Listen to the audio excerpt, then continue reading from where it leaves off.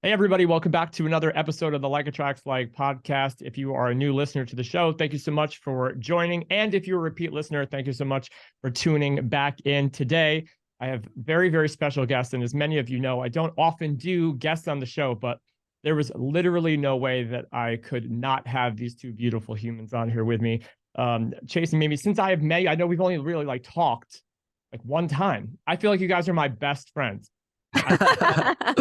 Success. You can ask Gina. I'm sitting there. I'm like, I can't wait to talk with them again. Like, I cannot wait. And I'm so excited for you to share not just your journey and your story, but like what you're doing now and how you're doing it. I can't wait for our listeners to meet you. So if you have a second, tell us about who you are and how you got here.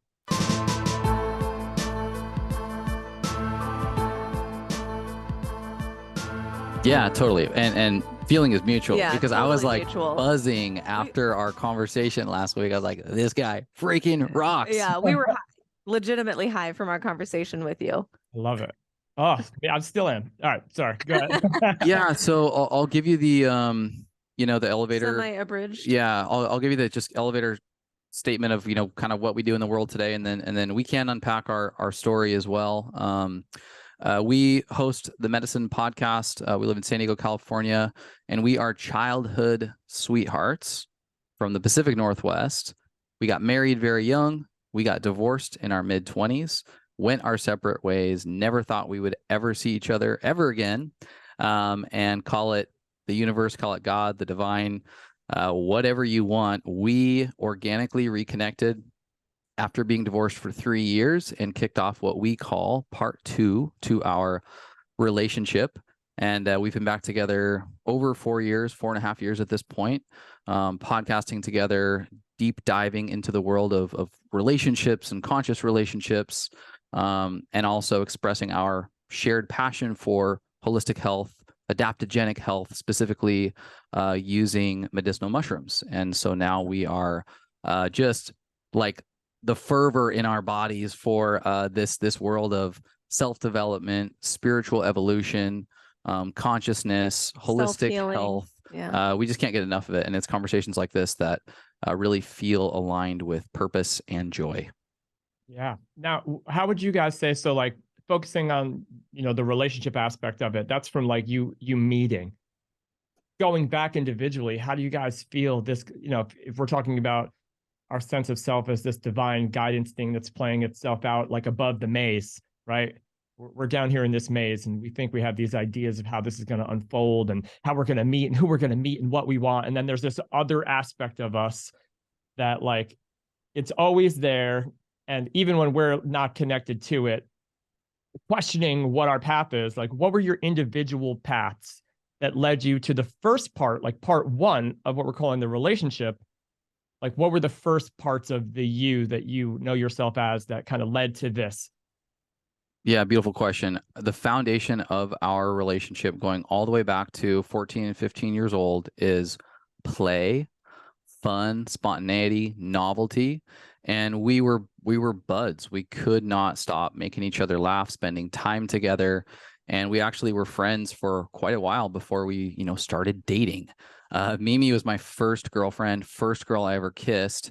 And we just fell in love with this like beautiful backdrop of play in the dynamic of the relationship. It was in high school. We're playing sports together, long bus rides, and we're just hanging out, having a great time. It's summers at the lake. And it's, at 16 years old, staring up at like shooting stars, promising each other that we'll be together forever. It's like full blown 90s, like comical romance almost. That was the real foundation of what is now a relationship that's still embedded in play. And then, so I think that we should go into our individual, maybe, if this is playing off of the question that you're asking, like in part 1 of our relationship, who were we individually that got us to the point of divorce, or how do you want to? The reason why is because the medicinal mushroom is so important in the story, right? And it's so much of what like you're focusing on, what you do.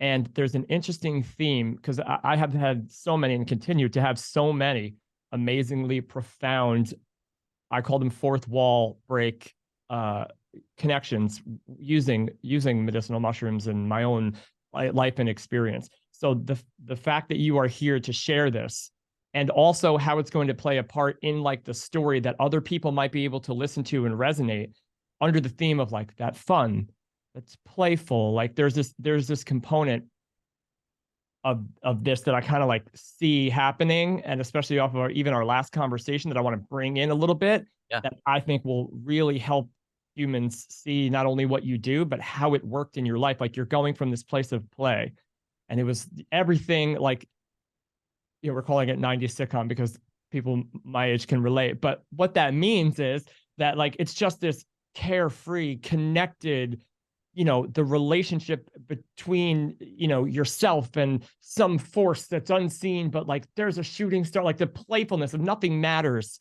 so that everything can, like this whole intertwined thing, right? And then there's something together where like, because of this, we need to make this forever. Like we should connect in what they're calling a marriage. This is life. Let's do this. And then something kind of comes in. Yeah. And then now you're coming back into doing this with mushrooms. And my experience of mushrooms has been reintroducing me to the conscious, the highest level of self that knows that it's a game and knows that it's playful and knows that there's this thing happening that you're unaware of. And because you're unaware of it, you're terrified. Don't be terrified. You know what I mean? And our process to reveal that, I would love to know how that kind of played out in your lives. Yeah, I'm, as you're speaking, I'm getting this thought of Chase just laid out beautifully sort of the rich soil, the foundation of what our love was. It was pure love, and it was centered around play and connection and authenticity. Like we were our fullest authentic selves with each other, which made us fall deeper into love.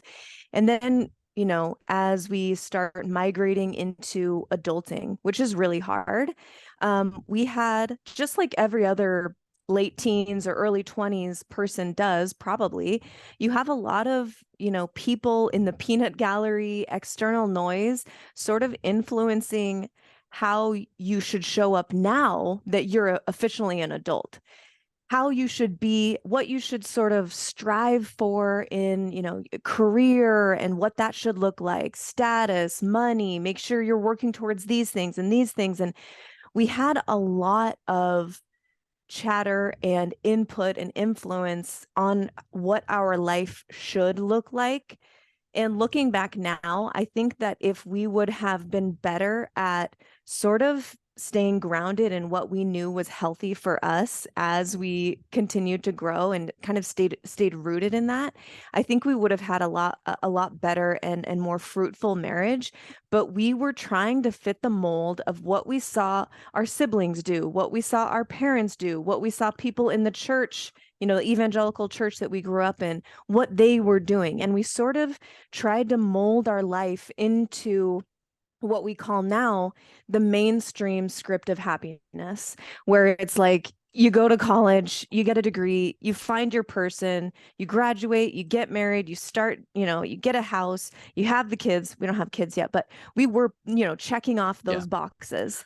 And it really thrust us into a position where both of us were wearing masks that were not authentic, and things started to break down from that place. Yeah, in the evangelical community, and I'm kindergarten through college at a Christian environment, and the community itself, a smaller town. There's just the script that you're handed and execute. And I'm someone who executes. And so I saw the script, seemed pretty good from the surface, and let's go. And stepping into, in our early 20s, stepping into the role of husband and wife really unconsciously.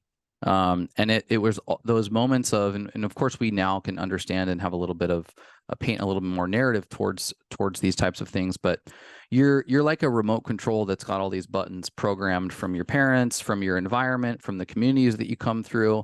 And those buttons are like sequenced by age or life experience, and you don't know your husband button until it's pressed. So my teenage boyfriend button, my 20-something fiance button was pretty damn good. But that husband button turned into an asshole pretty quickly. And that button for adulthood, I had no control over the reactionary type responses that would come up. So it was fear around money. It was fear around the future. It was excessively working out because I was striving to be fit. It was excessively working. I worked in public accounting and finance. I traveled all over the West Coast, and I was gone Monday through Friday every week as newlyweds. And it was this type of thrusting, this thrust into a domain where all it was sort of stress and fear and anxiety, created this new dynamic into the relationship that neither one of us had the tools to integrate, alchemize, and be able to work through in a mature way. So we do these types of like reactionary versions of husband and wife for a few years before we ultimately get to the point where we're both very aware that this is not working well. And my solution was, let's move to Southern California. We've never meant to be in the Northwest. Let's go to the beach, and the sunshine and the ocean will save all of our problems. And I had an opportunity with the firm that I was working for to take a promotion. And I was like, we're going, I've signed this thing. Let's do this. Only to find out that Mimi at this time brought up the fact that she was actually ready to separate and divorce, and that I should go on my own. Yeah, it wasn't really an option that I was presenting. It wasn't like, hey, things are not working. Let's work on this. Let's do this. I had come to, over the course of the previous year, this conclusion that I would be happier if we were separated, and that he just must not be my person. I must have gotten it wrong. Well, when you are so separated from any balanced soul connection to yourself, that probably does seem like a solution. That probably does seem like the thing to do. And it did at the time. But I was so out of balance physically, mentally, spiritually, emotionally. I was a shell of a human. And so when you make decisions from that place, you can probably bet 100% of the time it's not going to be the answer that you thought you were looking for. And lo and behold, that was the case. And it wasn't until Chase and I separated and he went down to Southern California. I was still up in Seattle working my very busy dental hygiene job, and really, getting to this point where I was just so tired of carrying the psychic weight of the emotional turmoil that I put myself through. I got to this point where I was like, I can't do this anymore. Tears just streaming down my face. And I was like, I have to do something. I have to figure this out. I couldn't even let myself think about Chase or fond memories of us together because it just hurt too much of what I did to us. And so I didn't let myself go there. And finally I get to this breaking point where I'm like, I gotta figure this out. So I go on this very, deep dive, peeling back the layers, self-reflecting for the first time in the only way that I know how, which is listening to podcasts and trying to read books and trying to figure it out. Like, that clearly is not how you do it. How do you do life well? And Chase was also going through a similar type of self-reflection, self-development process. And, we weren't speaking or anything, but slowly I'm peeling back the layers, asking myself questions that I had never asked before, getting curious about my inner world for the first time in my life, and really searching for solutions from a balanced place, as balanced as I knew how. And, I was questioning my beliefs in God. I was questioning what I knew about health. Everything was up for grabs. Everything was up for debate. Is this working for me? And through that process, long story short, through that process, I was able to get to a place that felt balanced and healthy for the first time. And that was about 2.5 years after our divorce, which is right around the time that we actually started, speaking again as just friends, I guess. So wildly enough, as we're separated, we're talking about years of not talking to each other. And we both hit health like rock bottoms. We exhaust ourselves with the attempt at being healthy and doing it in all the wrong ways. Both have a really similar path to finding holistic wellness, finding medicinal mushrooms being this huge ally for our own wellness recovery. And then 2.5 years later, through friends of friends, hear that we were on these very similar paths. So we reach out, or Mimi reaches out to me. I'm working in the startup wellness space, and working with medicinal mushrooms and creating products that have to do with them. And we're like, whoa, you're into mushrooms? Cool. And we start having these like really friendly conversations around health and wellness and mushrooms, to the point that when I go home for the holidays, we decide to get coffee and just dork out about mushrooms. To the point that 3 or 4 months after that, we're now 2019. This is about March of 2019. We run into each other at a wellness event in Anaheim, California. We spend 3 days together dorking out about mushrooms. But on, I think it was the second or third night, we end up in her rental car, and shit gets real. We are talking about our divorce, what went wrong, our relationship. We're sitting in this bubble of what almost feels like an MDMA experience of empathy and compassion. And we're crying and we're holding each other's hands, and we're just like, I had no idea what I was doing. And I'm so sorry, apologizing to each other. And it was that night, as we said goodbye, that I grabbed her face, I stared at her in the eyes, and I kissed her and told her I loved her. And we'd been divorced 3 years at that point. And I didn't really know what was going to happen, but long story short, or long story long, it was about 6 months from that moment, she moved with me to my home in San Diego. And we kicked off, what we're calling part 2, which has just been incredible. So we are divorced and in love at this point. It's so, A, thank you for sharing that. And B, it's so amazing how the labels that I believe like mushrooms and these medicines kind of break down. The idea that even just the conversation about what they represent breaks down the labels and our attachment to them so powerfully that you can sit in a car years after an event or a life experience and apologize for being unaware of who and what you are, and be open and vulnerable enough to say, I had no idea what I was doing. And before there were labels, it was easy to check off these boxes, the boyfriend box, the fiance box, the girlfriend box, the we're together and in love box, the free and fun box. And then all of a sudden, this other box comes in, and it's this whole play and presentation in the world that was essentially created in the world on the stage by, we'll say, others, right? You walked into a world where this was a thing, and it meant certain things, and it represented certain things and certain ideas of what you needed to be inside of that thing in order to maintain it. And you shift from what works into a thing that's been redefined by religions, ideologies, society, expectations, boundaries, label, all of these things. And the pressure and force of what that creates based off of the label and nothing else. This thing that we unconsciously think we need to figure out or do, depending upon what you've been told that label is and what your projections from other people. Marriage is really hard. It's a lot of hard work. You got to better make sure you make a lot of money, and you got to, money is the thing that ruins all marriages. So like now all of a sudden, one of the boxes is like, well, if I don't provide and support and do this, and you're like, well, if, and then Mimi's like, well, if I don't, hold space and make sure that I'm, able to, nurture and do this. So all of a sudden fun goes away. Labels and attachments come in, and identities shift.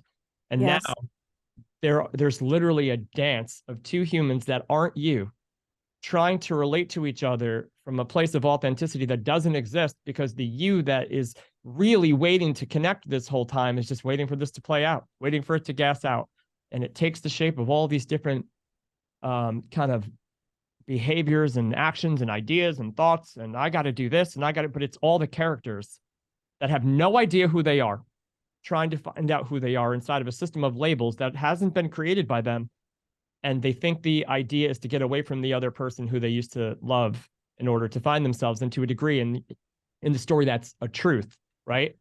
And then you do that, you go on this journey, you rediscover, and I say through contrast, who you are.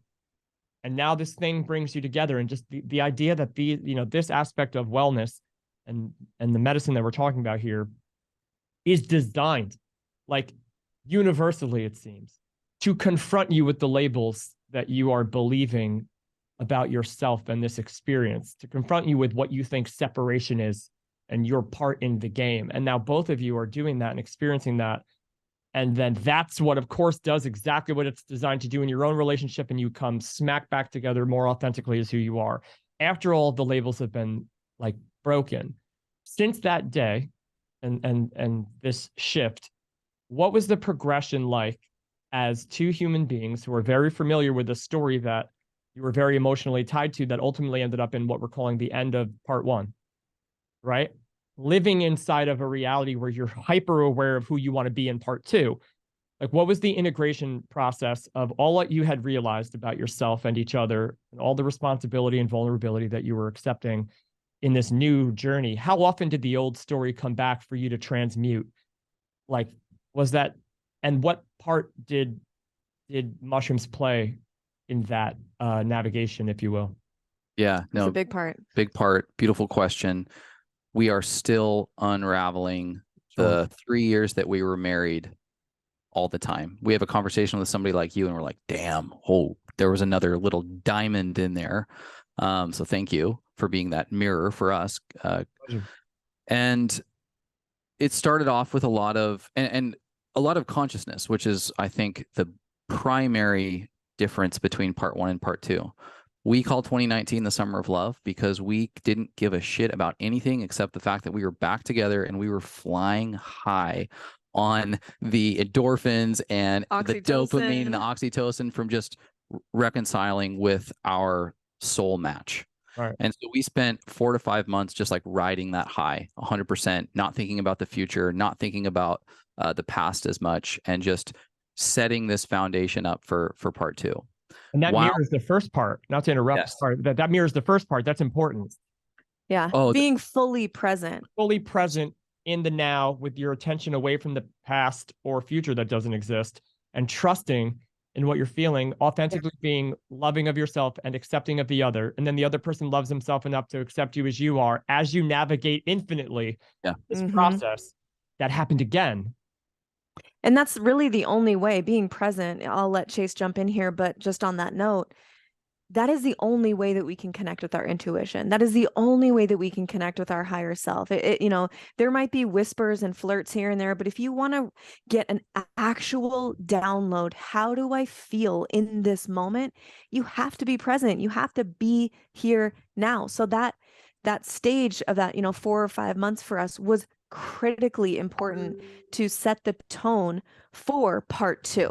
Yeah. I mean, I was more like, when I was 28 years old and we got back together, I was closer to the 16-year-old version of me than I was the 20-year-old, 25-year-old, 26-year-old version of me. And it was amazing how those feelings felt so aligned with when we were sophomores in high school. Just completely wild. And it was the same. It evaporates time. It does. With now this tool belt of, whoa, babe, I just noticed a trigger. And going, oh my God, this is what I just wanted to say, or this is what I just wanted to do. And then we can put that on the table and we can look at it from a distance and say, man, I wonder where that comes from. I wonder how I can alchemize this and change this. Like, this is a container of love now. And we're going to be dealing with maybe some of our programs. We're also going to be dealing with the world itself. But if we can come back and consider this little container a place of alchemy, we can turn whatever those charged things on the outside or those programs that are running on the inside, we can turn it into a learning opportunity and an opportunity to catalyze this into something that can actually create love and growth and evolution. And so we actually spent quite a bit of time that first year noticing our triggers. We worked with a lot of the masculine and feminine energy dynamics in relationship. John Wineland, who's a friend and a teacher, was huge for us in our journey at that time. And we spent a lot of time just identifying, calling out, and talking about things behind the thing. And we talked about that a little bit last week, where when something shows up, oftentimes we, and so many times when it broke down in our marriage, was we were hyper focused on the thing itself, the literal thing. And maybe it was socks on the ground. And we would engage in these very charged conversations around why are the socks on the ground, or why aren't you checking your credit card bills once a week, or can you reconcile, like things from my lens and things from her lens that we were not, fitting our end of the bargain. And so as we noticed these things maybe come up or remembered them and decided to evaluate, we were looking at them from a few different lenses. One, hey, what's the masculine and the feminine dynamic here? Are we both in this masculine role and crushing and stifling any sort of spark? But we'd also look at it from, hey, what was the thing behind the thing? Actually, I think that it wasn't that I was leaving the socks on the ground as much as I wasn't listening to you. And when I wasn't listening to you, you didn't feel heard. And when you didn't feel heard, you didn't feel valued. You didn't feel important to me. And so we started to drill into these kind of core values, which, by themselves are beautiful and important and critical that you are concerned with them being present in the relationship. But through all of these separate layers and articulations, they show up in the 3D as some point like socks that just derail any sort of productive conversation because it's irrational to be upset about socks. When really you pull all the way back and it's about value, being seen or heard and loved, critical pieces. And so we spent a lot of time unpacking that. We looked, of course, into our family dynamics, the community and the environment, the role that Christianity played in some of these gender role expectations of one another. And it was that first year was a lot of evaluation. Where mushrooms comes into play, and I'll say for me in my individual healing journey when we were divorced, I'd left Christianity in college, and that was another charge in the marriage, is that I was not a Christian anymore. And I had kind of gone the route of what was first atheist, if I even knew what that meant, scientific materialist, agnostic, and was essentially at this place like, I don't fucking know. And I'm pretty bitter about it. So what I'd rather do is spend my time critiquing everybody who believes in a religion or has some idea about the divine. As that just started to exhaust, I just put it on pause for a while, but was really fascinated by psychedelics. Like very, very interested. 2011, 2012 timeframe. I'm listening to Joe Rogan. I'm like, what is this stuff? Like, this is completely crazy. And I just basically made a mental note, like, hey, when I get an opportunity to do this, I'm going to give this a try. And had the opportunity when I was about 27 years old to partake in a facilitated psilocybin journey that, again, I'm going into this as a scientific materialist, blew my fucking mind. And it was an experience that connected me with some level of divinity. At the time, I think I called it God, but it's just like a bright, shiny light. And I had all of the traditional downloads that one gets through these experiences. One of which was I had been through my bitterness, skepticism, just disconnecting myself from the gateway that was love altogether because of my attachment to needing it to make sense. And so I just spent years disconnected from love itself.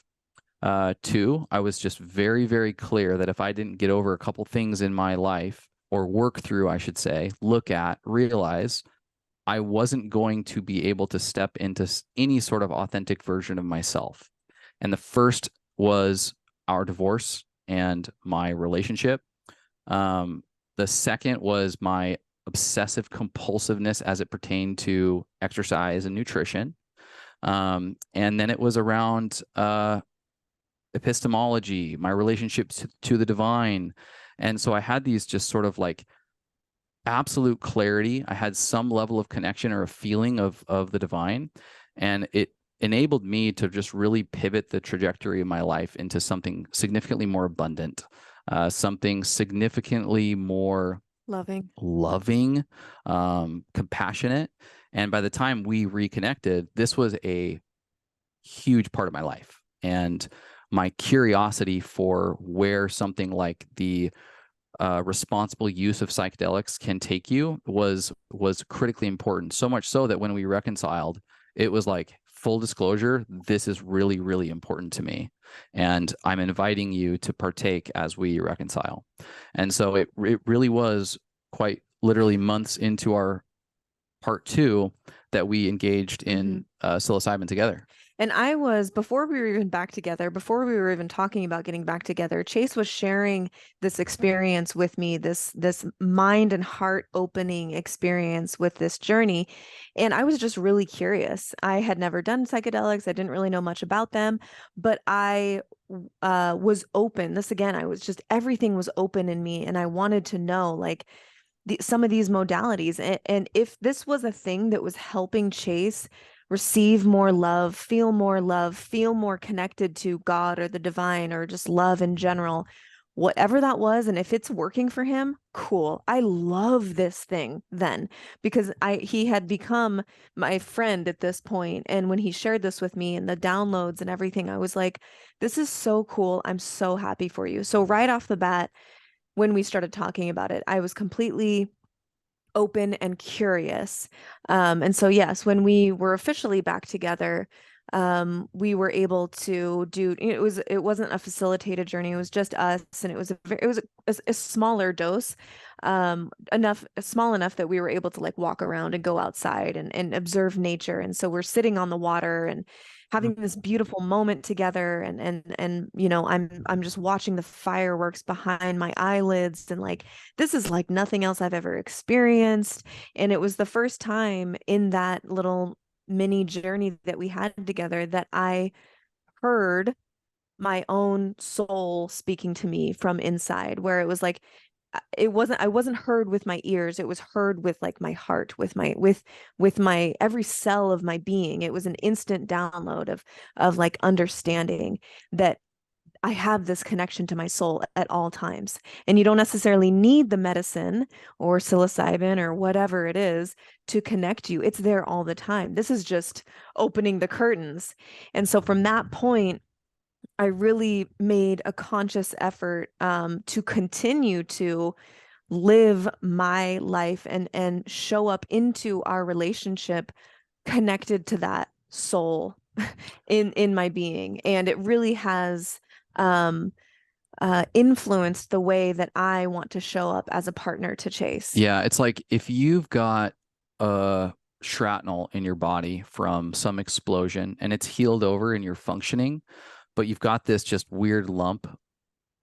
Psychedelics are like the numbing mechanism to open the wound back up and get that piece out.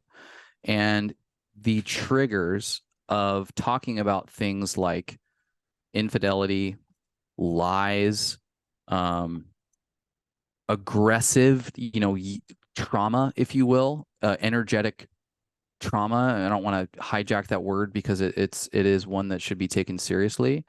All of things that were prevalent in our marriage, we're able to talk about with an open heart, with tears of love for each other, staring in each other's dilated eyes, and working through without the egoic triggers manifesting and hurting the other. It's unlike anything I've ever experienced. And we're able to now, in a sober state, open those portals, create the little bubble of safety, and have those types of conversations still today if something is coming up. Hey, when we were on that podcast and we had to bring up our divorce, man, I felt something today. I felt something that triggered me a little bit. I think it's coming back. It's like those types of examples where we're still able to open that up today. And yes, mushrooms is a critical piece of our life. We look at it like we're running a marathon once or twice a year, and we engage, prepare, do our best to integrate, hold space, but it's not something that is an escape at this point. And although they can be very fun, it's almost like at this point I have so much reverence for it. I'm hesitant to be happenstance whimsical with them, because I might end up on the floor like crying and bearing my soul to whoever you're with, whoever I'm with. Yeah. So, wow. So beautifully articulated by both of you, and so powerful in so many ways, because like as you're describing it and what you're describing it and kind of like what I'm seeing and feeling, and then relating to my own experiences, and even just inside of conversations that are happening with, I like to say, like, this self-realization game is going on all of the time. Whether you're aware of it or not, you're constantly looking for who you are. Under every moment, there is a who are you? And depending upon what level of identity you've attached your sense of self to, that's who you show up as, right? And if much of that is unconscious, or if much of that is pushed down into what you would call like a shadow, where you're believing things about your sense of self that aren't universally true to the you that is you and can connect with the you down here, then I believe that energy, like you're saying, like that the shrapnel, right? Those stamps that are kind of in us cellularly and in the body mind, we'll call it, right? Your personal mind. Those stamps, that energy that is not flowing and not one with and not in line with and is resistant to who you are, what you are as an energy source, right? We try to outrun it and distract it and, behave in a way that would act as though those things didn't happen, or, we try to create a person around that shrapnel, and it could heal over, and we might kind of get numb to it and walk around, but it's all contained in this like personal mind, this personal sense of self that we visit, like you were talking about, like visiting the past. You're not in the moment when you're in the past, so you can't therefore receive the whisper of that soul that you were talking about. It doesn't yell for your attention because it's the truth, so it doesn't have to scream. Yep.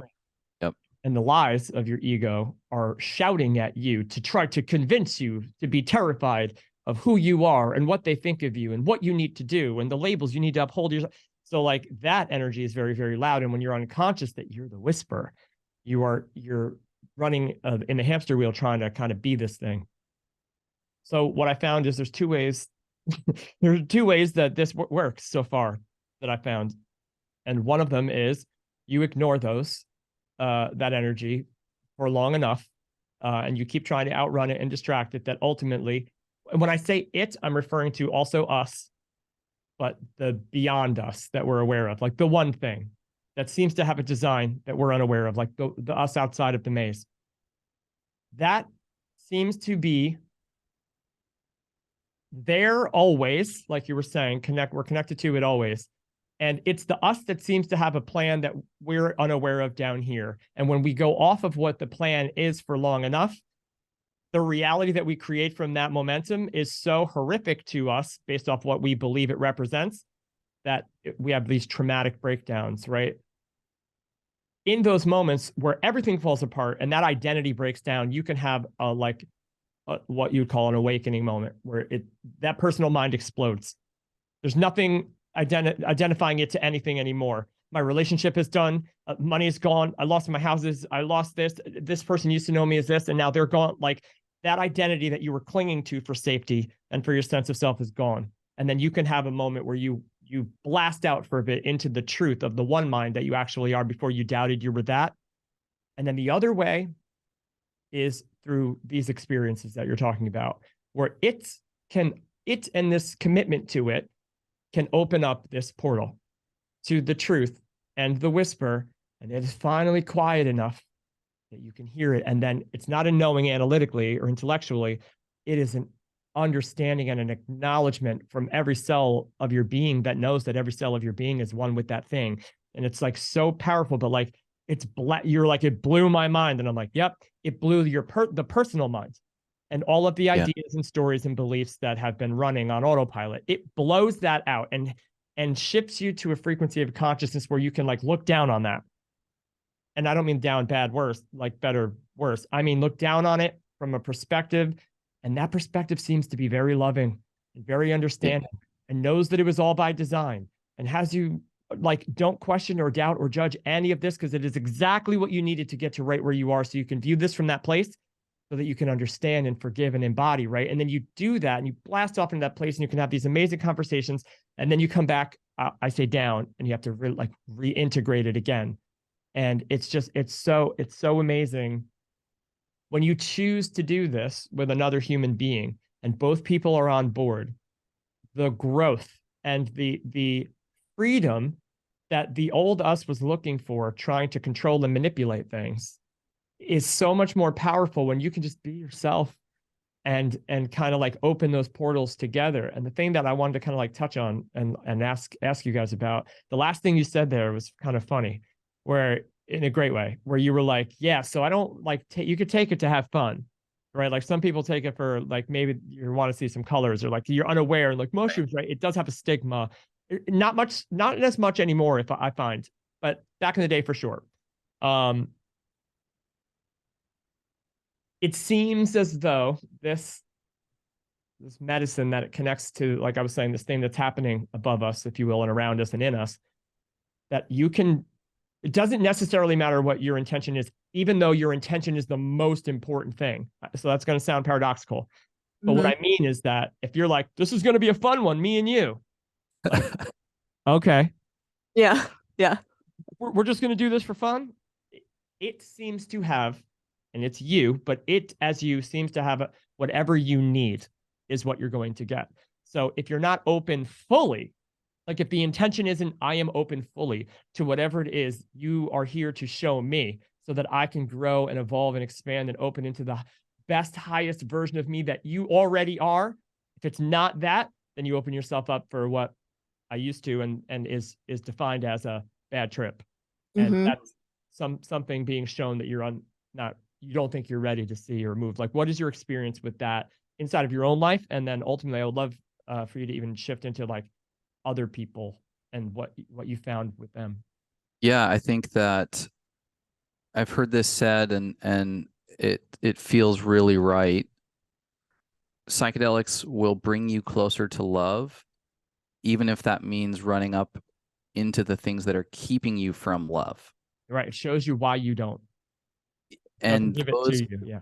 can be some of the more challenging experience. I think what get labeled as bad trips, and although I'm grateful to have not had any that were horrific, I have had moments where my intention is for playfulness, maybe some insight, but I'm excited to see the sacred geometry of the flowers that I'm going to go walk through and find myself, reliving my mother's childhood in the most like powerful out of body empathetic way that is heartbreaking. And so what can seem like a light experience on the onset can radically change into something that is very deep. And I've had also, ones that get weird and frightening, but ultimately always have some level of like mythical story and journey to them that you're able to digest and work through and find meaning from. So yeah, I hesitate to say bad trip. Yeah, of course. I'm not sure if you want to jump in on any of those for you. Yeah, I've similarly never had what I would call a bad trip, because every single time I've gone into using any sort of medicine, the intention, like you said, it's so perfect how you put it. It is paradoxical because it doesn't matter what your intention is, but like you said, it's the most important thing. And I think that when your intention that you speak out loud or write in your journal or whatever before you partake is in alignment with what the medicine is going to show you anyways, that's when I have this feeling sometimes where I'm like, holy shit, how did the medicine hear me so perfectly? And it's because I am in my waking sober state, am connected to my soul and understanding the little whispers and nudges and things that it's sending to me, where it's like, hey homegirl, like you might want to look at this, like this keeps coming up for you. You might want to look at this. You might want to look at this. So then when you get into a ceremony or, any sort of journey, I'm able to draw on those nudges that I've been feeling for maybe a week or a month or whatever it is. And I'm able to say, I'm here, I surrender to whatever the medicine wants to show me. But if there was some way that I could have some clarity on this matter or this matter, it would be, so wonderful. And so I'm always open to what it wants to show me, but also like I do have an intention that I, speak out loud or say to chase. And sometimes they don't match up. I'm fully aware that the medicine, I believe, is always giving me something that I need in this moment, but sometimes they don't match up. It's still wonderful. I still learn something, And then there are times where it matches up perfectly, and it's so wild to experience. So I can't say that I've ever had a bad trip, because again, I'm going into it so intentionally. But like Chase's, experience that he shared, it doesn't mean that it's all flowers and rainbows and unicorns and beautiful fireworks going off. Sometimes I'm sitting and my shirt is wet with tears from what I'm experiencing inside my eyelids. And so it's not necessarily easy, but you come out of it and you're like, "Oh my God, that was the medicine that I needed in some way, shape, or form."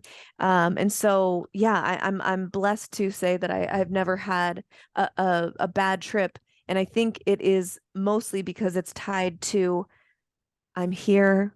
I am open to the gifts of God and the universe, whatever they have for me. And I think when people maybe don't have that intention and they resist what is coming up, that's when I think it can get really scary for people, when it's like, no, no, no, no, no, I don't want to look at that. I don't want to look at that. And then the fear sets in. When if you were to just say to yourself, it's okay, I am safe, I can let go. It suddenly like alchemizes into something that's still difficult, but not scary.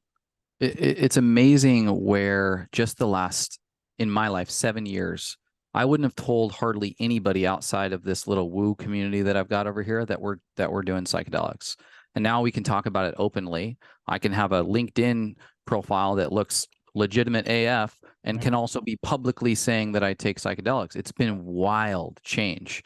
And it's been interesting to be in it and to observe. But with that awareness, and there's all of these positive benefits, I would imagine the amount of spiritual, personal, emotional breakthroughs and therapy that's happened because of this awareness is, too much to count. There's also a strip mall down the street doing ayahuasca journeys with Brett the shaman for, $500 cold hard cash on the weekend. It's also turned in this very relational experience, has turned very transactional in a lot of ways. And I can't say that I've ever transactionally engaged with these types of medicines. I love it. I love the way you said that. But I see it and I wonder, how does this actually work? I think some people think it's like a magical insight. They hear that Aubrey Marcus, started on it after he did ayahuasca, and they're like, I'm going to have my big breakthrough here. And I'm curious as to actually how those journeys go. Two, I've got a lot of experiences from folks who have entered into these domains somewhat hesitantly, and it ended up being sketch. So I while I'm stoked out of my mind as to where the potential could be for healing on these really incredible medicines and modalities, there's a little caution as well that I'm also wanting to make sure, we keep some level of pulse on pertaining to the transactional nature with which these things are getting consumed. And at least in our part of the world, I could probably find a weekend retreat with no prep whatsoever, and I could get high AF for 2 days. Am I able to integrate that? Was I able to actually experience myself, or is that still not penetrating the ego in some way? I've got my thoughts there, I think. I haven't experienced it necessarily from the transactional space, but I can't help but feel as if something's missing in that. So when did you feel the shift or the desire? When did the intuition come for both of you as you kind of like reunite and you're using these things, this medicine, so that you turn into the people that you've kind of like always known was there, but maybe have been blocked by these labels? You're now more authentically, you've seen how profound the change has been, not just from the medicine, but like, the medicine's wonderful. It is the integration. You can't just live in that space after an epiphany and say, my life is going to change. It is that you live in a physical reality to the degree where if you want to transmute that consciousness, you have to bring who you are being to that reality in a different way. And these can introduce you to all of the reasons you are being not who you are actually here to be. And then it's up to you to kind of walk through those things in reality to transmute them, right? To show up from love instead of fear where you used to really be that person and embody the person as yourself, to yourself, for yourself, showing up for yourself so that you can show up that way for the other person. And then they're doing the same thing. Like, that's it. That's the answer. So where did it shift from you guys have done this enough and it was working so well in your life that you were like, we need to do this? Like, this is something we can offer, and we can go from service to self to really service to others in a powerful way using what worked for us.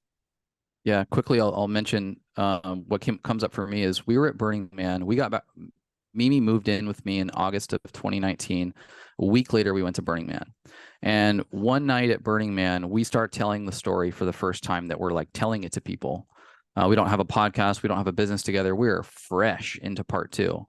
And we're very engaged with each other, and we're telling the story. And, you know, an hour goes by, we look up, and there's like, I mean, what feels like hundreds of people around us. And it probably wasn't, but in my memory, it was like this crowd of people. Yeah, we're just sitting in our camp, and it started out with 2 people and then slowly added more and more. And we had this just like afterwards, we're like, damn, that really like resonated for people. Yeah. That was like really powerful. People were crying. People that didn't even know us were crying, and we were like, oh, damn, there's like something really powerful here, that when we are able to share authentically, connected to our hearts, not for the show, not for, hey, everybody, look at us and listen to our magical story. Like, it's not like that. It's actually, every time we tell our story, it's difficult. It's still difficult. You know, it's still us running our hands over the scars, and those memories still exist in our psyche. It's not like it's easy and fun for us to go into some of the sad and you know, tragic parts of our story. But there is something that people connect with. And I think that the opportunity for us to have this part 1 separate and go deep into ourselves, learn from our mistakes as we're coming back together, and then get this second chance to retrospectively look at what went wrong and sort of fix or attempt to fix and experience something different in part 2. There's something that resonates with people, that it's like anyone has access to this also in their life. Yeah. So we knew that this story was powerful. But immediately we did not want to turn this very fresh relationship, this really powerful story, into like a marketing funnel. No. Like, get your ex-husband back in 10 steps. Right. You know, we wanted to avoid that at all costs. So we had this idea of starting a podcast, but we actually chose not to tell the story for a long time. We also chose not to talk about psychedelics for a long time. Like 100 episodes. Very intentionally, because we still had work to do. Yeah. Don't get me wrong. We had some expertise. We started out the podcast talking a lot about medicinal mushrooms, lion's mane, cordyceps, the product that we offer now, AHCC, which is a derivative of shiitake mushroom. And we're talking about relationships, you know, masculine and feminine energy, real like 101 type stuff that we had learned along the way and been really helpful. You know, we're doing book reviews, we're interviewing guests in the health space, and we're kind of knowing that just the kinks of the podcast altogether needs to get worked out. But we're also holding on to these things that are really, really important to us. I think a really powerful tool for what ultimately we want to do, but it just didn't feel right just out of the gate, just to project that we were some masters in the domain of relationships or psychedelics. And so we put those on pause with the real intention of opening that up as time went on. And sure enough, like the show started growing. We started getting really incredible feedback on when we did dive into more of our story, just like kind of talking around it. And then it was a 1.5 years into the show, almost 2 years before we unpacked, with the help of a skilled friend, like the entire journey over the course of about 3 hours. And that's been so much of like my realization in this process, is that this is all about relationships. This whole experience is about relationships. And how many times in my life, when things, you know, quote unquote, haven't worked out, have been, you could distill down to the fact that I wasn't interested in a collaborative relationship with that thing or with that individual, I had a set expectation. It was transactional. It was contractual. I'm paying you, you give me something back, or I'm giving you something, you give me something back. This expectation to life itself that had lost the ability to experience joy, spontaneity, rabbit trails, because I'd had such a fixed mindset as it pertains to any of these things. Even health. I'm working out because I'm expecting to get results. I'm consuming supplements, adaptogens, because I'm expecting results instead of what's my intention going into this? How is the act and the process itself love making? How is it life affirmative? I would skip the process and I'm fixed on the end result, completely cutting myself off from the opportunity to experience bliss, presence, that creative thought that comes out of nowhere because the whole thing has been systematized in my brain on how to get from step A to Z. And I've kind of like thinking about my life in this regard. And I'm like, damn, dude, everything is about relationships and everything is about creating the spark. That we talk about the spark all the time. You know, people have spark in relationship. What is that? Well, it starts as happenstance. Lightning strikes, spark is generated. Chemistry, yeah. And you go, fuck yeah, dude, this is so awesome.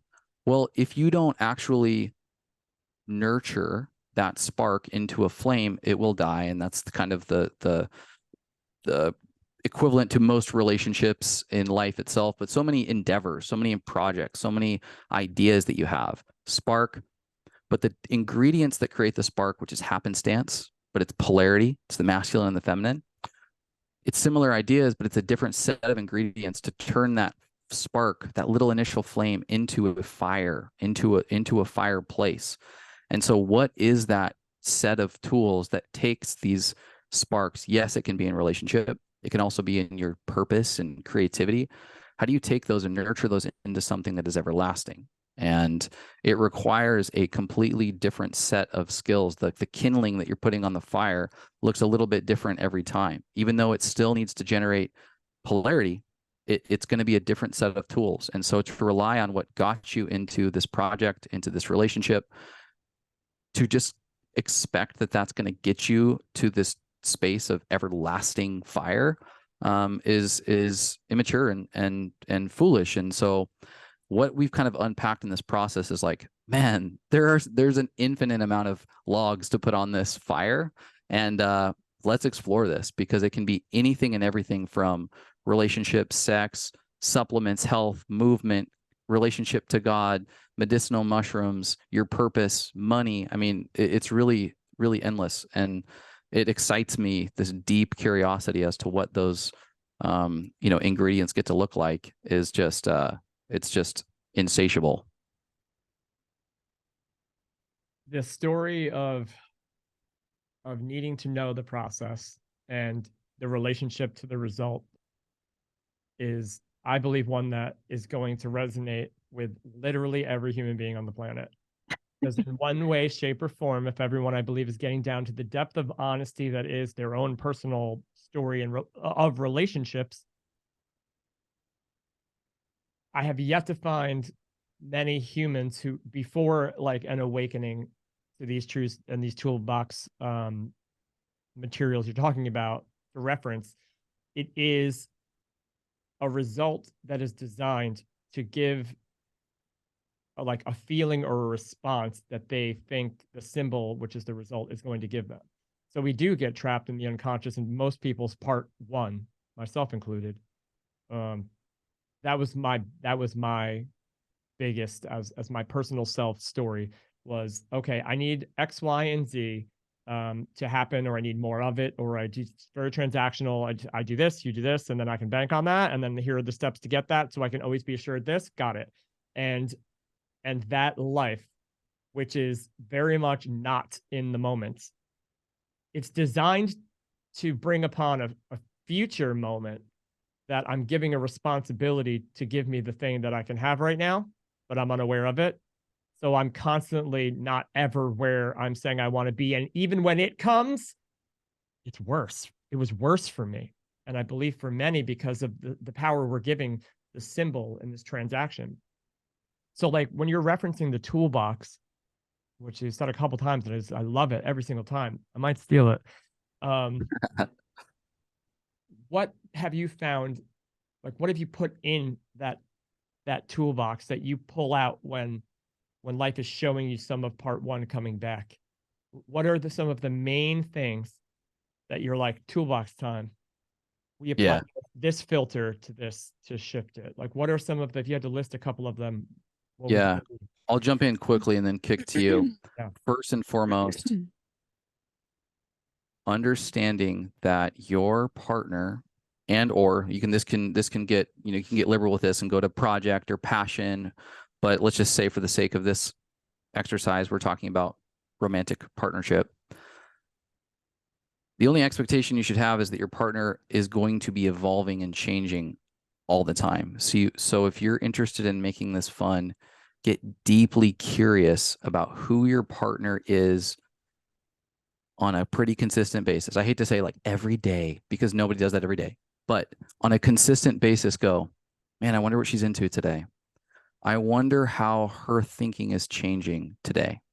And open that gateway of communication, because we had a perfect little childhood romance in the sense that I probably had, let's think of a pie chart, probably had a couple gaps, but her pie chart kind of perfectly fit.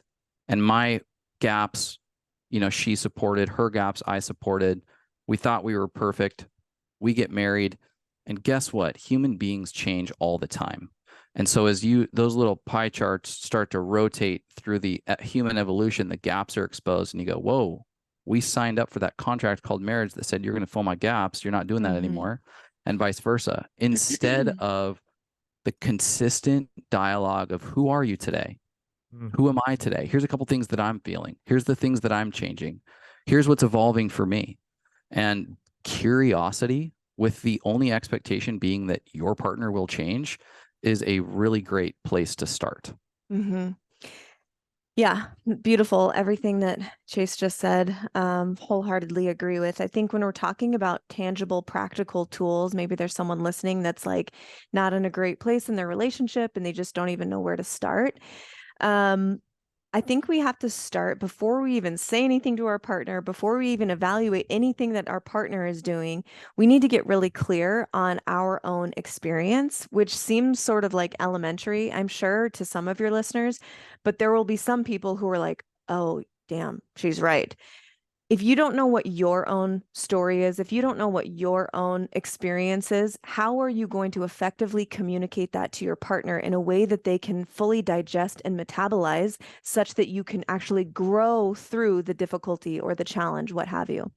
So the first step is, I think, really getting familiar with what story are you telling yourself.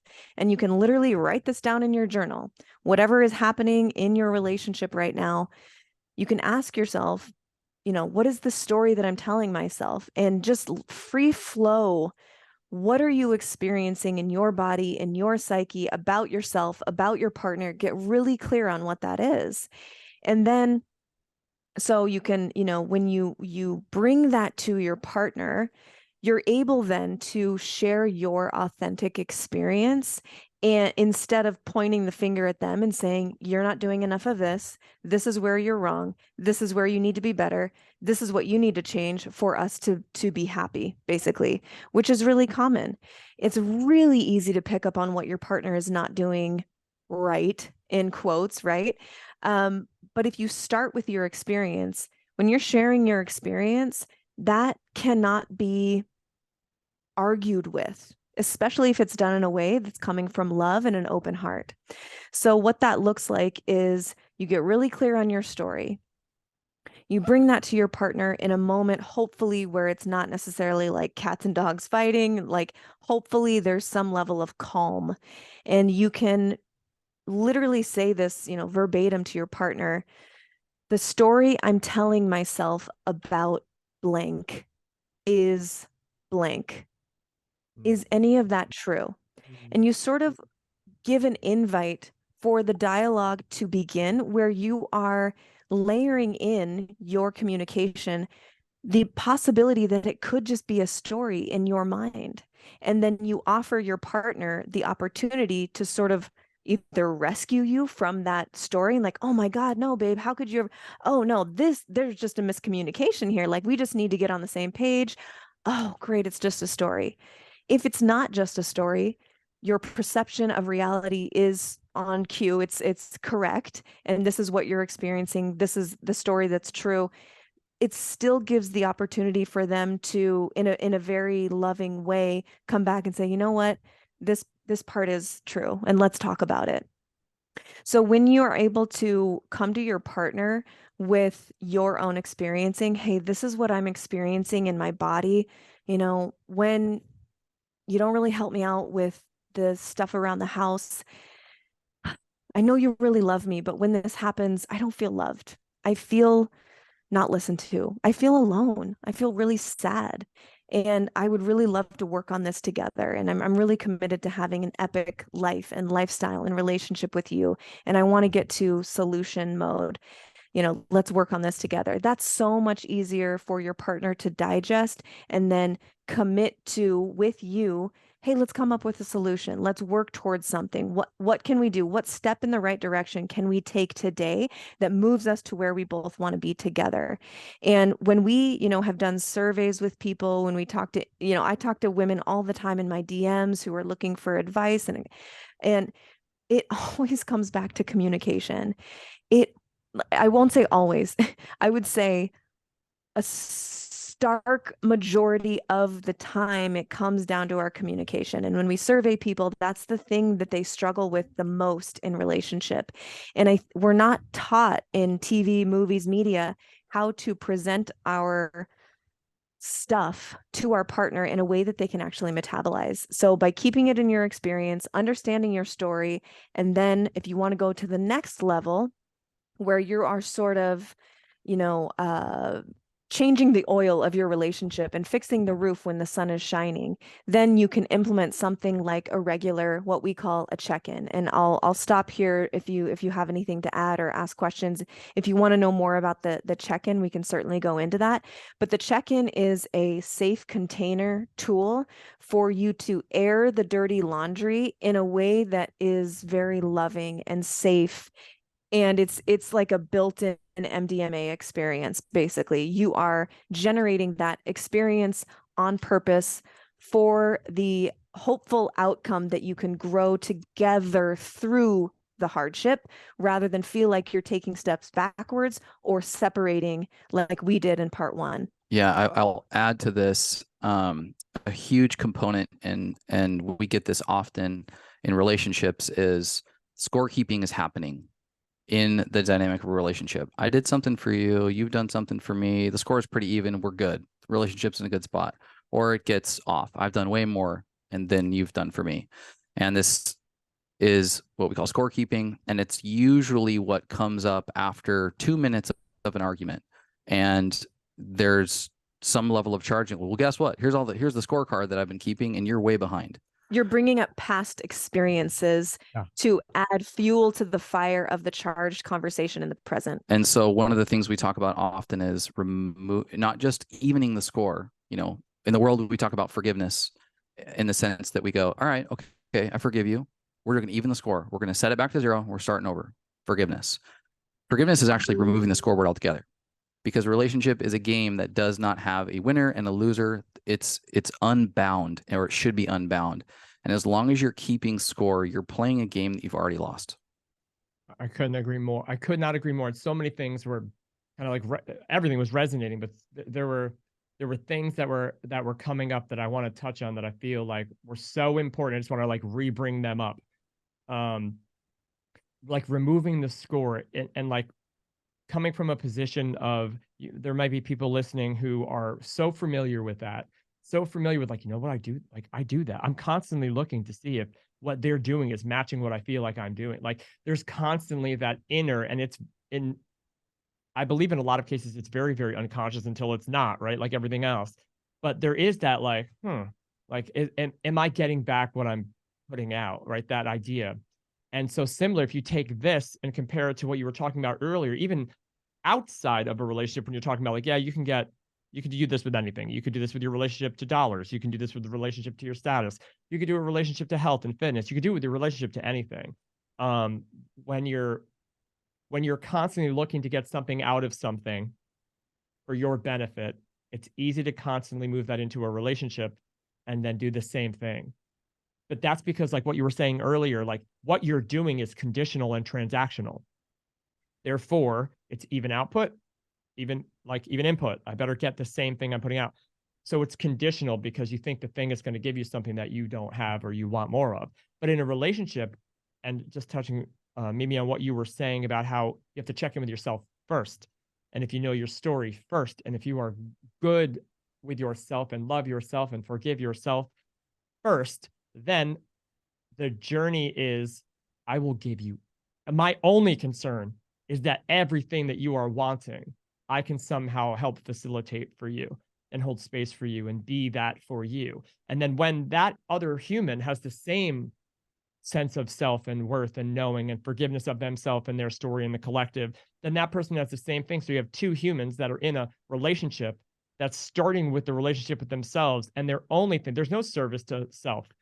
It is, I get to understand giving and receiving are one thing. And the more that I offer you from that place of love, then the more you'll be able to receive that to the degree that you've allowed that for yourself.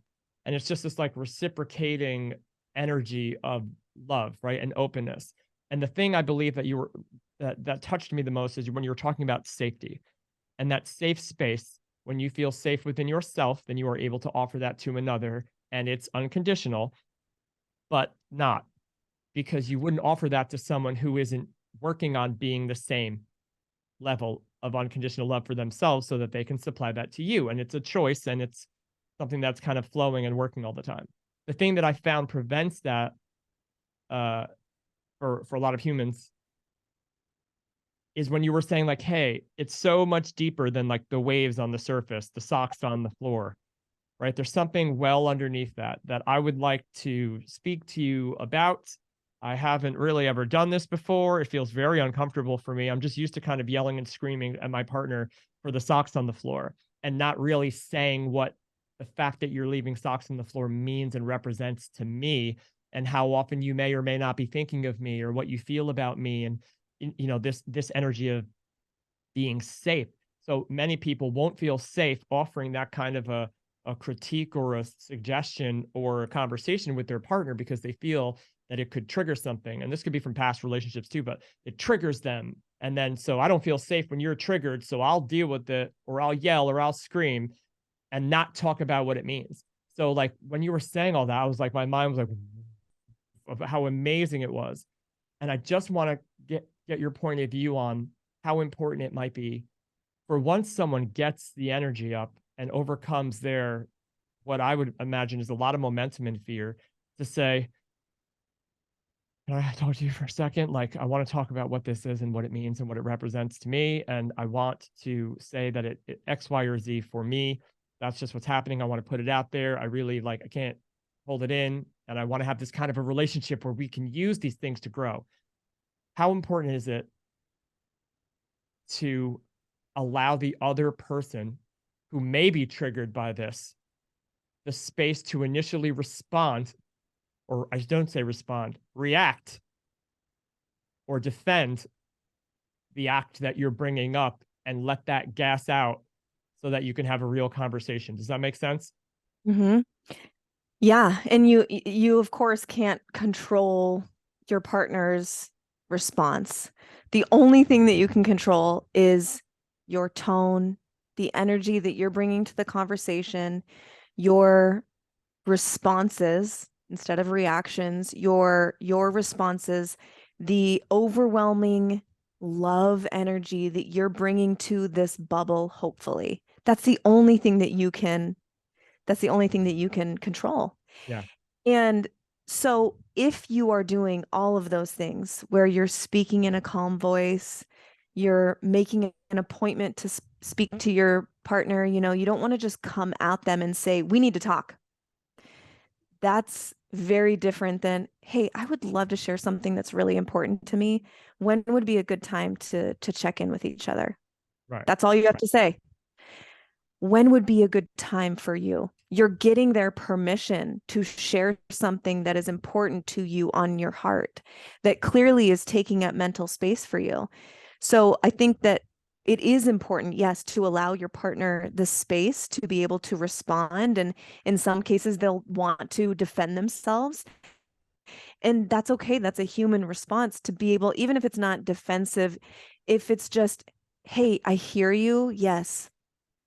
Here's how I interpreted the situation. And we have maybe different perceptions of what that is like. But if you are bringing all of that loving energy to the conversation the best way you know how, and they are every single time blowing up, not willing to come to a solution-oriented mode of conversation where you can sit down, be calm, know that love is the nutrient that binds you together and that is the glue of this conversation. If they're coming back time and time again and not willing to move forward with you, that is still very good feedback. It might not be the feedback that you want, but it's great feedback. And you have to decide for yourself, do I want a partner who is committed to creating on purpose an epic fucking relationship?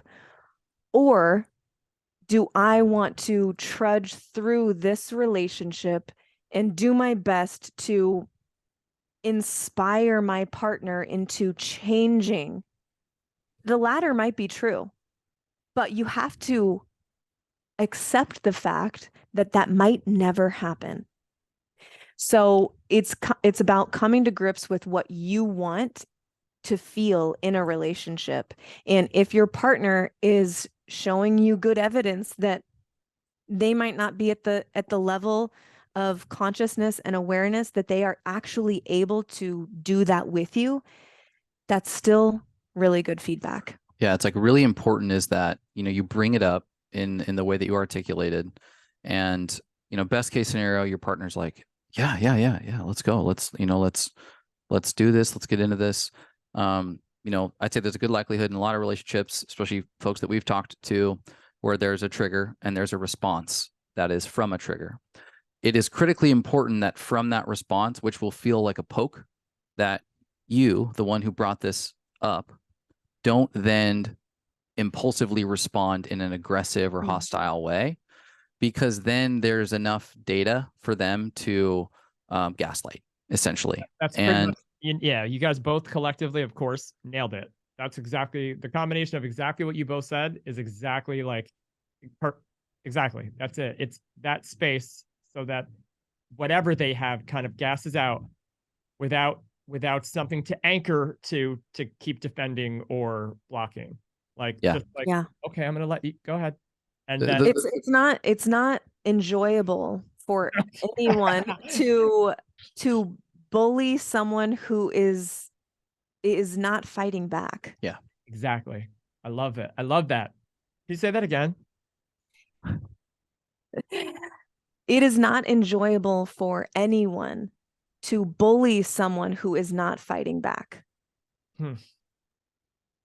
We can end it right here. Thanks, you guys. No, it's so true though, because when you throw barbs at your partner because I came to this conversation and I was from a loving place and I'm so conscious, and you said this thing and then it ignited this in me, and now we both have evidence that our partner is not showing up the way that we want them to and that they're misbehaving. And so if you choose to not engage and misbehave and just say, I hear you, it sounds like this is really, triggering, and I think that it might be better if we maybe take a walk, take some space, clear our heads, and we actually spoke to a recent guest who was actually, talking about this concept of, do you want to be right or do you want to be happy? Right. If you're still in the mode of wanting to be right, that's okay. I'm not saying it's good, but it's a normal human tendency. So if you are in the space where you are wanting to be right, or you can sense that your partner really wants to be right, they don't want to be happy with you, they want to be right, you can ask each other, do you want to be right or do you want to be happy right now together? and understand that both of you are hurting to a certain degree together at the same time. So if you need to take some space, take a walk, clear your head. Yeah. It could be that. And sometimes a simple response of just, ouch. And just that is powerful enough. You know, we just trigger the shit out of each other with, and I'm just speaking, you know, collectively here, with how much we love to just argue as human beings. And if it really got down to it, just a simple, you know, emotional expression of what you're feeling can oftentimes just speak 1,000 words. And this is even outside of just charged relationships. A question we get all the time, and it's usually from women, is how do I get him to enroll in this work? And that's relationship work. Sometimes it's holistic health. Sometimes it's, you know, spirituality or mindfulness. And there's this desire from one person in the relationship to evolve and to grow. And they feel like they're, you know, dragging their significant other. And it's the same setup. It's the same approach. It's coming at it with an invitation, but there's only so much that you can do after that point. And then it's you in your journey and how you embody the things that you are on in your journey that will sort of prove whether or not the person that you're with truly has the type of love that they're willing to step up and step into a better version of themselves. And oddly enough, the loudest form of communication is embodying the things that you know to be true. Yeah, I mean, you nailed it. And even if we bring this back to what we were saying in the beginning, that whether people are aware of it or not, and however it takes shape or kind of flows, we're all kind of on this journey of discovering who we are at the truest level for ourselves, right? And I believe that at the truest level of all of ourselves is kind of like the same self, that universal mind, whatever you call it, the source of whatever self that there is.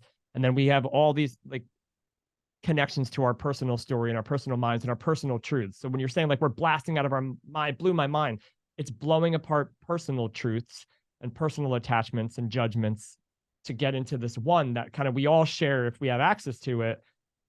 And if you live from that place and embody it and flow it through you in the relationship to yourself, it flows to others. So that's very interesting when you're like, because I found similar things, like someone will come and be like, okay, how do I get my so-and-so like to do this? And I'm like, well, here's the deal. The best, like as our mind would describe it, one of the most amazing things we could imagine is like, hey, I am awake to wanting to do this work. Like, I understand that there's a benefit. I understand that like blocks and limitations and stories and like things that are limiting me and restricting me. I want to be myself. I want to be safe and loving and abundant with myself. And I have these, it just seems like so-and-so is just like, I don't know. They don't want to do it, or they're resistant to it, or they don't get it. They're not interested. And so there's another thing that happens where the person won't do the work for fear that this is even the most unconscious fear. They won't do the work, or they won't continue. They won't build that momentum because there's a fear that says if they do and become this, that my life changes because this person is not on board. So therefore, my growth and my own personal ability to shift into my best self is conditional based upon my partner's willingness to do the same. So like there's this kink, instead of realizing that sometimes like, hey, like you said, it is embodiment, and we're all here to be and embody the best aspect of our sense of self that we can, connected to this universal truth, right? That's the journey. And I like to say that there's no version of yourself in any way, shape, or form where anyone else benefits from you not being the fullest of nature of that. Like there's no version of this where anyone suffers from you being the fullest connection to yourself. It's not a thing.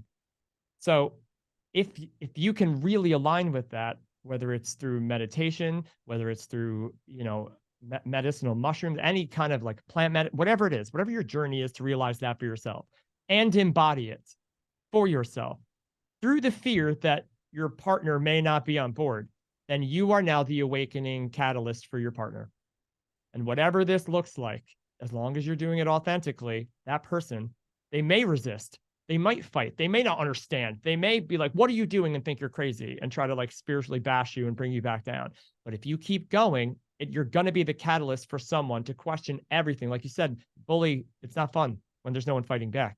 So when the energy that used to keep people locked in that unconscious back and forth volley, when the energy of one of those humans kind of dissolves that, and they're coming from that place of love and acceptance, the volley's gone. And that person doesn't want to fight with or argue with the person that's resistant and then it can do nothing but bounce off as the mirror back to them for them to see. So I just like, I know many of the listeners, the only reason I like would even bring this part up is because I know this is a big concern for many listeners, that one of them is ready to go and do this, but I have a resistant partner and I don't know what to do. And I'm like, keep going. And they're like, but I'll lose everything. I'm like, you're going to gain everything by doing this. And then that person who is resistant is also going to have the potential to choose themselves. Yeah. You might be the villain in their story by doing this. So like what you guys were talking about is so powerful. I know for so many people listening. Yeah. Sorry. I have a way, there is a way to, I don't like the term hack, so I'll use the word harmonize instead. There is a way to potentially harmonize before you get to that issue that you just laid out, where I'm on this path of self-development, spiritual realization, and my partner is not. What can sort of be a buffer and hopefully prevent what you just laid out is Threats. If you let your partner in from the beginning, from a space of no expectation that they have to join in, but simply communicating from a place of love and openness that you are so lit up by this thing. Hey, oh my God, I'm so excited. I just ordered this book and I think it's going to be really amazing. I've heard great things about it and I'm just really excited to dive in. And, or maybe you were already, I'm reading this book and damn, it's so amazing. I would just love if, from time to time I could share with you what I'm learning. Like that would help me like cement it even more. Or, hey, I really want to sign up for this, group coaching program. And here's what it's going to provide for me, XYZ. I'm so lit up by it. It's going to be amazing. I would just love if I was able to like share with you what I'm learning. Like, don't say, I want you to do this with me. Can you do this with me? Can you come with me? Because you're literally putting them on the spot. If you simply open up your experience and invite them to just be a sounding board for you, who's going to be like, no, you can't talk to me. I don't want to hear anything about it. Maybe there's some people out there. Again, that's really good feedback. Most people, most partners who love each other are going to be like, yeah, sure, totally. Like, you want to talk about it at dinner? Like, yeah, I'd be curious. Like, then it takes expectation off the partner to engage. Hopefully that can be a way to sort of dodge that bullet. Yeah, it's back to the point of like the bedrock being curiosity, with the only expectation that you have is that your partner's going to change and that these types of things are going to come up. And then it's expected and interesting. Another tool in this in these circumstances is having an awareness of masculine and feminine energies, and then the dynamic of your relationship. Masculine and feminine just being the energy, not the gender, and the dynamic between, a man and a woman, or a man and a man, woman and a woman, can just always change as to who's wearing the masculine hat, who's wearing the feminine hat, who is more masculine dominant, who's more feminine dominant, and just having an awareness of those polarizing energies can be really helpful for even something as simple as bringing up a particular point of conversation that you would like to discuss. I'm a dominant masculine energy. To be penetrated energetically through, hey, you need to be doing this because I'm going to do it, is going to feel not polar. It's not going to feel like the spark of relationship. It's going to feel prickly. But there are other cases where I am, more of a gentler version of masculinity, and so to pair that with my partner has been such a powerful tool. And I'm a huge believer in, just like health. When you don't know how to move your body or eat, what's helpful is a diet and a fitness program to then practice, implement, hit the protocols 10 out of 10 for a time. And then you can reach this space of intuitive eating and intuitive movement. And you don't need the protocols. You don't need the structure, but it's really hard to skip it and get straight to intuitive living or intuitive fitness and health. And the same thing in relationship. Sometimes these structures are clunky. Sometimes to go through the check-in and to hit the cadence of the things that need to be said can feel clunky, but working through that structure, understanding the masculine and the feminine dynamic can move you into this space of more intuition as it pertains to how you engage with your significant other. Love that. I love that.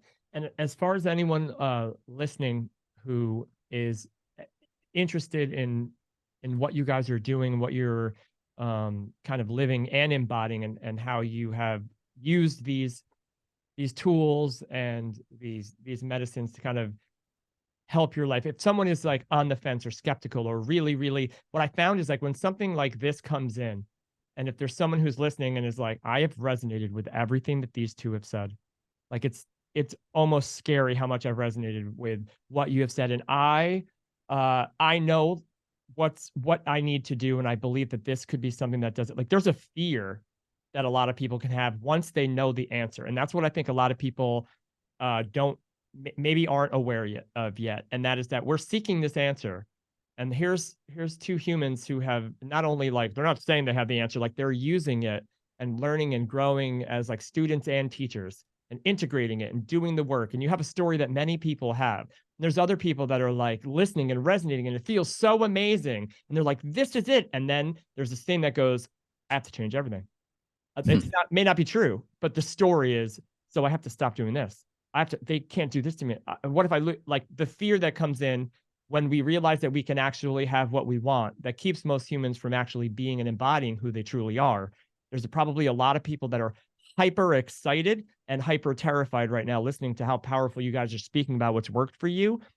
What would you say to them that could help them maybe find a little bit more peace and a little bit more space within themselves to navigate a journey that they believe right now is maybe more than they are willing to do? Yeah. It's a great question. I will start out by saying that if you change nothing, nothing will change. So if you are good with everything in your life exactly how it is, and you could live the next 60, 70 years exactly how it is, great. But if you're feeling this nudge of intuition, like there's something else, there's something more for me, and I'm seeking that thing, then I would say, on the note of if you change nothing, nothing will change, sit down and journal. If nothing changes, what will I feel like in 3 months? What will I feel like in 6 months? What will I feel like in 2 years? Whether it's your health, your spirituality, your relationship, how will I feel if nothing changes in 2 years? Sometimes that's the little bit that just, it's the loving nudge that puts someone into that future version of themselves where nothing has changed and they're still miserable. They're still unhappy. They're still unfulfilled in some way. And if you can connect with that, not linger there, not dwell on it, of course. You don't want to just put yourself into a depression thinking about everything is, going to be awful in the future. But even just for a split second, like what will that version of me feel like if I change nothing today? And that can sometimes be the nudge to be like, all right, I'm doing it. Yeah. I look at this a lot like how I would look at wellness, and we're trying to develop and nurture a relationship here. So even if it's the relationship that you have to relationship work, this can't be that transactional exchange that we were talking about earlier. And if we were in, let's just say it's an exercise program and somebody's like starting from square one, and I wouldn't put them in a back squat out of the gate. And I wouldn't have them putting, a bunch of load on their back to squat, especially if that sounds terrible or overwhelming or too much. Rather, I would say that's not the way you engage in a relationship, is to hate it immediately. And so where do you have an opportunity or a lane to actually enjoy this relationship that you're starting with movement? Oh, it's going for walks. Excellent. Have you tried yoga? Let's try something a little more, barrier to entry is a little bit smaller. And momentum is very powerful, and compounding self-interest of putting a little bit in the piggy bank today and choosing the little bit that you can bite off today will exponentially grow over time. And you'll have enough momentum and confidence from some of those smaller wins that you'll be ready to back squat, within no time. And so what does that mean? Read a book, listen to a podcast. Those are really, those changed my freaking life starting right there. And so if guys are listening, it's Way of the Superior Man by David Deida. It's like starting point masculinity. You've got the king, warrior, magician, lover. You're learning about the masculine archetypes. John Wineland is an incredible teacher who's got content all over the place. And so if this is kind of work that's interesting to you and you're feeling that call, it's also easy to be like, oh my God, I can never get to the degree that these guys are getting. I'm never going to enroll this significant other that I have into this type of work. Just you're already in the future. You're already way out of the present. Come back. What is, causing you to salivate right now? It could just be a book. It could just be a YouTube video. And I would just get a little momentum, get some wins, and start putting those into the piggy bank of self-interest. I love that. I love that. And bridging off that as we're kind of coming to a close here with that momentum for you two and what it is that you do, what it is that you provide, the content that you create and the message that you're bringing, the mission that you're on. What is the next level of experience for you and what you are creating and offering for people to consume? Where is the momentum taking you next? It's a good question.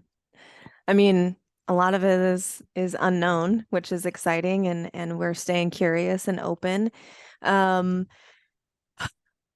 mean, I'll let you answer this. Yeah, I think about the future all the time as I'm telling people not to think about the future. I've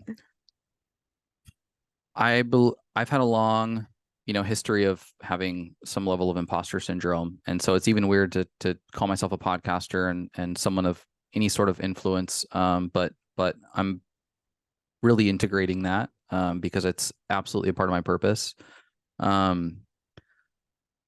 There's so much of what's next that is just a link in the chain of how we do things. And I think imposter syndrome can be supported by this link in the chain idea, where we are all connected in this beautiful evolutionary process of self-discovery and learning. And I've studied with masters and have spent hours and lots of money with it going over the top of my head, because they're way up the chain. And I need somebody who can take that profound wisdom, chew it up, digest it, and spit it out in bro language that I can digest properly. And I know that there are others that I can do the same. And a year goes by and all of a sudden I'm able to actually comprehend what Ram Dass was saying a little bit better. Or Paul Chek, who's our dear friend and mentor, spent first year with a guy like maybe 20% landed. Now it's like 80%.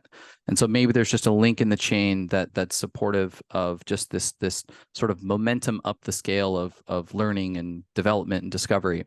And so there's an attribute of that.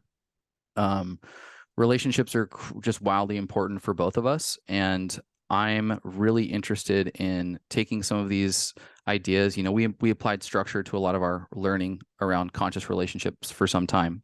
And I think now we're in this space where there's some, maybe not original ideas, but maybe we're pulling something from the collective that is feels new and feels novel. And there's a whole brand new spanking world in 2023 that we're a part of. And have a fervor for breaking through what seems like a saturated space of influencers, for lack of a better term, into something that can honestly feel authentic and genuine without having this sort of like salesy, corporatized version of trying to have these types of conversations. And so really fluffy way of saying I'm deeply curious as to how we continue to create value without having the people who are a part of this consumption feel like they're in a sales funnel. Mm-hmm. I would add to that a big piece, we've said this word like 10 times, is authenticity for us. And for me specifically, I'll speak for myself. If I'm not sharing authentically what I'm interested in, what's working for me, what has helped me in my relationship or health or whatever it is, sort of like the guide archetype, where it's like, I've already like gone through this, like looking back, like, hey, you guys, if you want to like look over here and do that. This is what helped me. And just to the best of my ability, share from an authentic place, an authentic heart. And that's going to change. Right now, it's conscious relationships and spirituality and holistic health. In 3 years, it might be conscious parenting and things like that when we get to the next phase of our life, and just being able to be sort of this bridge for people who have one foot, on the ground in reality, and then the other foot, like, a little maybe more up in the clouds, esoteric, woo, spiritual, but we can be a sort of bridge there and help people practically, but also make it divine in some way. And just along the way, keep sharing from an authentic place and what is currently helping us, what we're interested in, and in hopes that it helps people sort of dodge some of the bullets that hit us. Well, just talking with you guys these 2 times, the insight, the wisdom and knowledge that you bring to the table in a world where, again, in duality, you're going to have that contrast. You're going to have people who are using or speaking what may sound like a similar message for this idea of service to self, right? And it's very, very interesting that it looks so similar. It looks so similar that it could be challenging to tell the difference between someone who is doing something for a service to self reason in a sales funnel, providing value to themselves under the appearance of offering this insight from their higher guidance, to some version of this where you have 2 humans who are showing up and sharing what they're doing and being open with the evolution of their story, that your own honesty and vulnerability that's impacting everyone that's listening. And I believe it's that honesty and vulnerability as you connect to your authentic self that allows everyone else permission to do the same thing while they're listening. And you kind of are that beacon for so many humans in an authentic way to give themselves permission to embody these things that you're talking about. And I love you. I applaud you for it. I'm so grateful that you took the time to share all of your story and your ideas and thoughts and what you're doing in the world with me and with all of us. Where can humans who are listening find you, interact with you, engage with you and your content? Where can they find you? Themedicin.com is our website. So medicine is spelled without an E on the end, MEDICIN. And from there, you can basically navigate anywhere. We have an online store where you can view our mushroom products. We have an immunity capsule that is one of a kind. We also have a delicious liquid cinnamon roll mushroom elixir called Mushy Love that's available on our store. And I hang out a lot on Instagram. So my handle is Mimi_the Medicin. And of course, we've mentioned it already, but the Medicin Podcast is really like, it's our baby and we pour our hearts into that. And if anyone enjoyed this type of conversation, there's almost 200 episodes of these types of conversations with just Chase and I, and then we also invite guests on like yourself, and learn from other people as well. Yeah, I'm on Instagram as well, and intentionally leaning into that a bit more here as we look at the second half of the year, and that's _Chasen_1.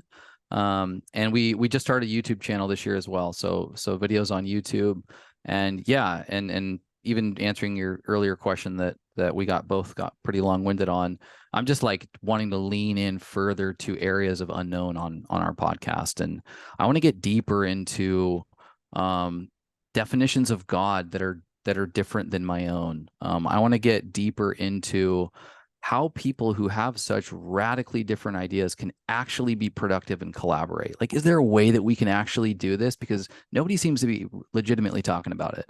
And so I want to lean into some of those areas of discomfort a little bit more this latter half of the year and then rolling into next year. And would love to have you back on as a consistent guest because, oh God, I just loved it so much. Literally a guarantee. It's guaranteed. Like, I don't like to say anything in this reality is guaranteed. It's guaranteed that the second you ask me to do anything, I will be there with and for you. So with that, as we kind of like close it out and just speak to what you just said, people with humans separate who believe they're separate with radically different ideas.